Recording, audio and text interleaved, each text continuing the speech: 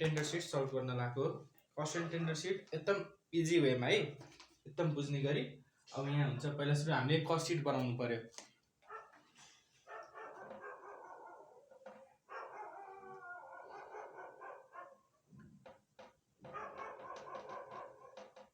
Particular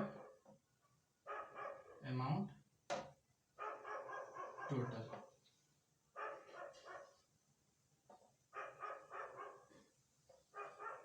यहाँ हैन। अब यसमा चाहिँ direct material 2000 kg RS 10 per kg भने हैन। डाइरेक्ट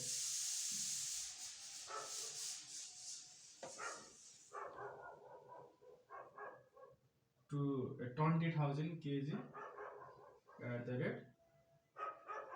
RS 10 per kg यो भन्नाले चाहिँ अब यो चाहिँ हाम्रो 2 लाख भयो हैन। डाइरेक्ट मेटेरियल 2 लाख भयो। अब चाहिँ यहाँ छ डाइरेक्ट लेबर कस्ट हैन। लेबर कस्ट अब 80% of cost material, 80% of cost material भन्नाले चाहिँ अब यसको चाहिँ 80% भयो कि अब डाइरेक्ट लेबर कस्ट। अब यसको चाहिँ 80% अफ यो कति हो डाइरेक्ट मेटेरियल भन्नाले के कस्ट मेटेरियल भन्नाले चाहिँ अब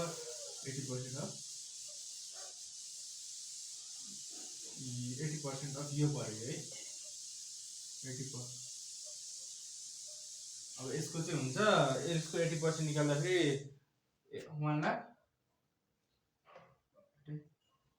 1,60,000। अब यसलाई चाहिँ अब प्राइम कस्ट अब यो निस्क्यो प्राइम कस्ट। प्राइम ह्यान्डराइटिङ चाहिँ त्यस्तै छ। प्राइम कस्ट भयो कति 3,60,000। अब नेक्स्ट चाहिँ यो अब फ्याक्ट्री ओभरहेड म यहाँ डाइरेक्ट लेखेँ यहाँ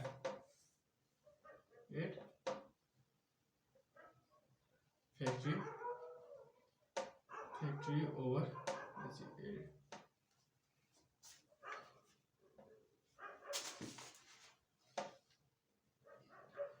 यहाँ तल फेरि उस लेख्नु पर्थ्यो हेडिङ गरेर म यसैमा लेख्दैछु है 64,000।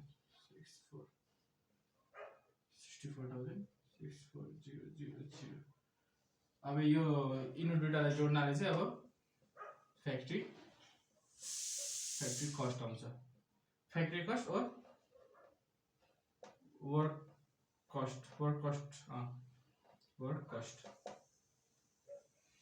यो आयो चाहिँ कति हुन्छ 3,60,000 प्लस 64,000 4 लाख कति हुन्छ समथिङ 4,24,000।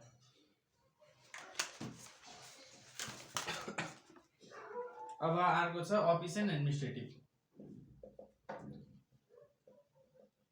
अफिस एन्ड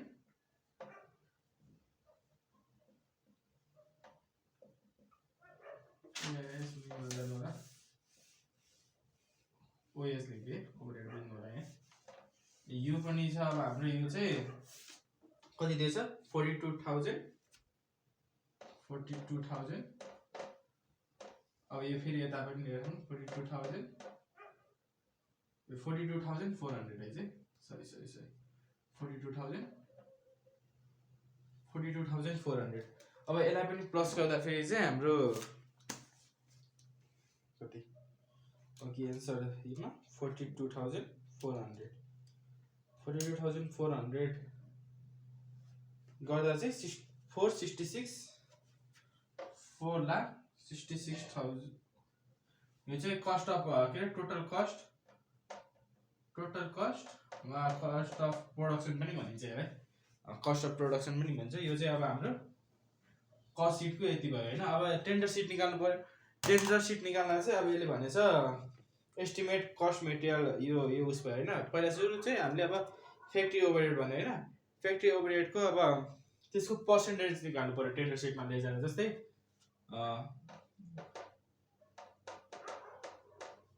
यो म फोटो खिचेर राखिदिन्छु होइन, यो फोटो खिचेर राखिदिन्छु। अहिले अर्को टेन्डर सिट गर्दाखेरि हजुरलाई त्यही सजिलो, यहाँसम्म त हजुरको सजिलै थियो गर्नुभयो होइन। यहाँदेखि चाहिँ हल्का टेन्डर सिट निकाल्दाखेरि त धेरैजना स्टुडेन्टहरू हामी जस्तो अब झुकिरहेको हुन्छ। यसमा चाहिँ चोखो हजुर 8 मार्क्स चाहिँ आउन सक्छ कि, चोखो 8 मार्क्स चाहिँ हामीले यसमा ल्याउन सकिन्छ। त्यो भएर यसमा एकदम ख्याल गरेर गर्नुपर्ने हुन्छ, सजिलो छ एकदम। अब यहाँ चाहिँ टेन्डर सिट होइन, पार्टिकुलर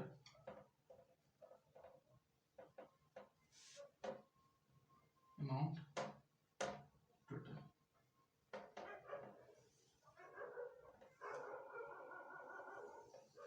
अब यसमा भने चाहिँ एस्टिमेटेड कस्ट मेटेरियल होइन, कस्ट मेटेरियल मतलब मेटेरियल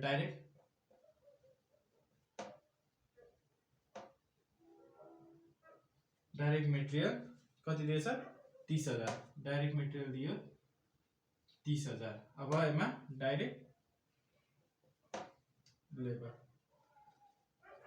लेबर छ 24,000। अब यिनीहरू दुईटालाई जोड्दाखेरि प्राइम कस्ट आउने भयो 54,000। अब चाहिँ 8 फ्याक्ट्री ओभरहेड भयो होइन। अब फ्याक्ट्री ओभरहेडमा चाहिँ यसले भनेछ factory overhead are absorb on the basis of direct labour. अघि डाइरेक्ट लेबर कति थियो, यसमा डाइरेक्ट लेबर भनेको 1,60,000 थियो होइन। अब यसको चाहिँ फर्मुला छ सानो। अब यहाँ फ्याक्ट्री ओएच इक्वल टु अघिको फ्याक्ट्री कस्ट होइन, अघिको फ्याक्ट्री कस्ट त्यो उसमा आएको थियो नि, कस्ट सिटमा आएको फ्याक्ट्री कस्ट ओपन के अरे डाइरेक्ट लेबर। यसमा डाइरेक्ट लेबरको साथ वेजेस पनि हुनसक्छ। त्यो लेबर र वेजेस भनेको चाहिँ सेम हो, त्यो चाहिँ हजुरले ख्याल गर्नु होला, नत्र झुकिनुहुन्छ। यो मेटेरियल चाहिँ होइन है, के वेजेस के लेबर आउँछ इन्टु 100%। यो गर्दाखेरि अब यसको फ्याक्ट्री कस्टको प्राइस कति छ, अहिले कति थियो फ्याक्ट्री कस्टको प्राइस, अहिले मैले त साइडमा राख्दैछु 4,24,000 होइन, 4,24,000 इन्टु 1,60,000 इक्वल टु इन्टु 100% होइन, इन्टु 100% गर्नाले 424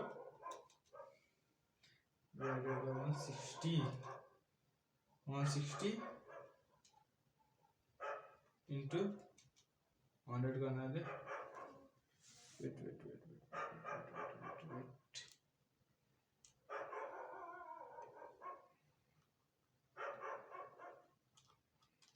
सरी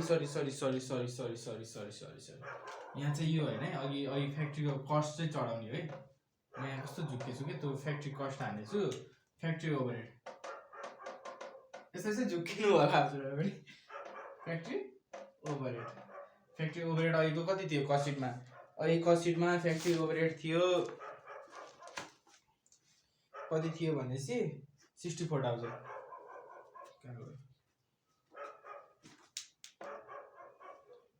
फ्याक्ट्री चाहिँ 64,000 अहिले 64,000 गर्दा यसको चाहिँ 40% आउँछ होइन। 40% अफ यो 40% of direct wages, direct labour 40% of direct labour होइन। अब एममा चाहिँ गर्नु पर्यो कि अब फ्याक्ट्री ओएच मतलब ओभरहेड, फ्याक्ट्री ओभरहेड यस्तो गर्ने 40% अफ डाइरेक्ट वेजेस भनेको 24,000 यो गर्न 40%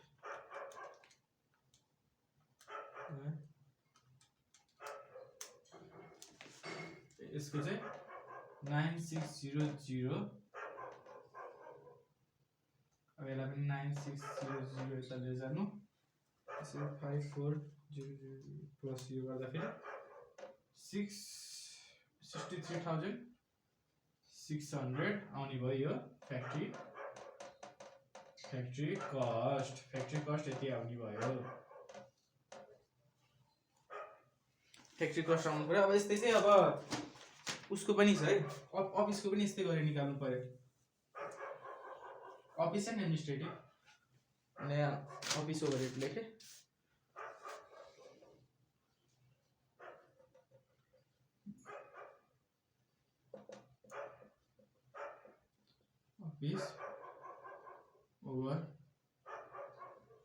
अफिस ओभरहेड अफिस ओएच अब एममा चाहिँ फेरि गर्नु पर्यो अफिस ओभरहेड गर्नाले चाहिँ अघिको हुन्छ नि अफिस ओएच इक्वल टु अफिसको अघि कति थियो अघि अफिसको थियो के अफिस ओभरहेड हैन पहिला अघि के अरे अफिसको भ्यालु राख्ने कस्ट अफिसको अघि भ्यालु कति थियो अफिसको भ्यालु त्यसमा चाहिँ अब बल्ल एमा चाहिँ लाग्छ हाम्रो फ्याक्ट्री कस्ट एमा चाहिँ फ्याक्ट्री कस्ट लाग्ने हो के त्यही म हल्का झुके तर यहाँको हैन अहिले लाग्ने यो चाहिँ हैन अहिले लाग्ने त्यही कस्टकै लाग्नु पर्यो 100% एमा चाहिँ अब अफिसको अघि भ्यालु कति थियो अफिसको अघि भ्यालु थियो 42400 बाइ त्यो 424 अफिस के रे अनि फ्याक्ट्री कस्टको चाहिँ अघि 424 थियो हैन इन्टु 100% यो गर्नाले यो यता यसै गरेर काट्दाखेरि यो 10% आउँछ के यसको 10% आउने भयो हैन अब यहाँ चाहिँ 10% अफ एममा अब फेरि एममा चाहिँ यो डाइरेक्ट लेबर जोड्नु भएन एमा चाहिँ अब बल्ल फ्याक्ट्री कस्ट जोड्ने है एमा 10% अफ यो फ्याक्ट्री कस्ट गर्ने 10% अफ फ्याक्ट्री कस्ट गर्दा 36000 हुन्छ हैन अब यसको चाहिँ 10% निकाल्दाखेरि चाहिँ 6360 हुने भयो हैन 6360 अब यसलाई प्लस हाल्ने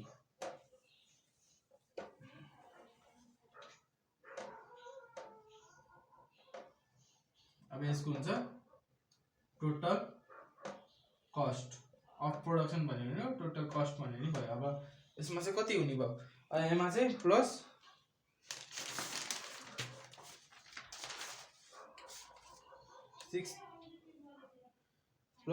6360 प्लस गर्ने यसको 69960 अब चाहिँ हजुरलाई झुकाउन सक्छ है त अब यहाँ चाहिँ हल्का ट्विस्टमा हल्का घुमाइदिए हल्का अनि यसमा चाहिँ of profit of 20% on selling price is estimated भने नि त एस्टिमेटेड भनेपछि अब फेरि प्रॉफिट हुने हैन प्रॉफिट त निकाल्नु पर्ने छ तर सेलिङ प्राइसको भन्नु त्यसले अब यसमा चाहिँ के गर्नु पर्यो भने चाहिँ हैन 20% अफ सेलिङ प्राइस भने अब यसमा चाहिँ 6 यसको यो लिने हैन यो 60 है यो 0 भयो इन्टु अब हामीले चाहिँ सोच्नु पर्यो के अब सेलिङ प्राइस यहाँ देखाएन भने चाहिँ अब सेलिङ प्राइस भनेको 100% हुने भयो हैन 100% बाइ 100 पर उस हुन्छ हैन यो पर्सेन्ट है 100% एन्ड 100% भन्यो तर 20% प्रॉफिट भन्यो प्रॉफिट भनेपछि अब यहाँ प्रॉफिट चाहिँ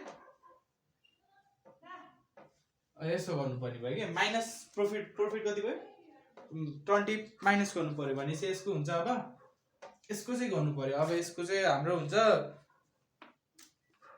874 कति हो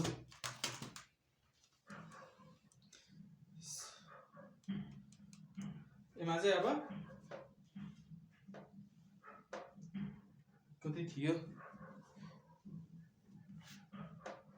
87450 चाहिँ यो हाम्रो भयो सेलिङ प्राइस नत्र यसलाई यसरी गर्दा पनि भयो सेलिङ प्राइस यहाँ 87450 हैन अब यिनीहरु दुईटालाई माइनस गर्यो भने प्रॉफिट पनि निस्किनु भयो यिनीहरु दुईटालाई माइनस गरौँ खै 87450 प्लस सरी माइनस 69960 प्रॉफिट चाहिँ हाम्रो 17490 आयो के यस्तो गर्नाले चाहिँ सेलिङ प्राइस निस्कियो सेलिङ प्राइस यसरी निस्कियो यो चाहिँ हाम्रो फुल एन्सर यसमा चाहिँ हल्का झुकिन सक्छ उस्तो यस्तो हुन्छ नि त तर यस्तो यस्तोमा झुकियो भने यसमा चोखो हजुरको 8 मार्क्स आउँछ अब यो के कस्ट आउने हो कस्ट सिट मात्र पनि म सिकाउँछु त्यो कस्ट सिट लामो वाला हुन्छ नि त्यो अब नेक्स्ट भिडियोमा आउने भयो अझै टेन्डर सिट हो आई होप उस गर्नु होला यो मेरो फर्स्ट भिडियो हो है हल्का ट्राई गरे आफूलाई पनि प्र्याक्टिस होस् अनि यसरी चाहिँ हजुरले पनि बुझ्नुभयो मैले पनि बुझेँ र थ्याङ्क यू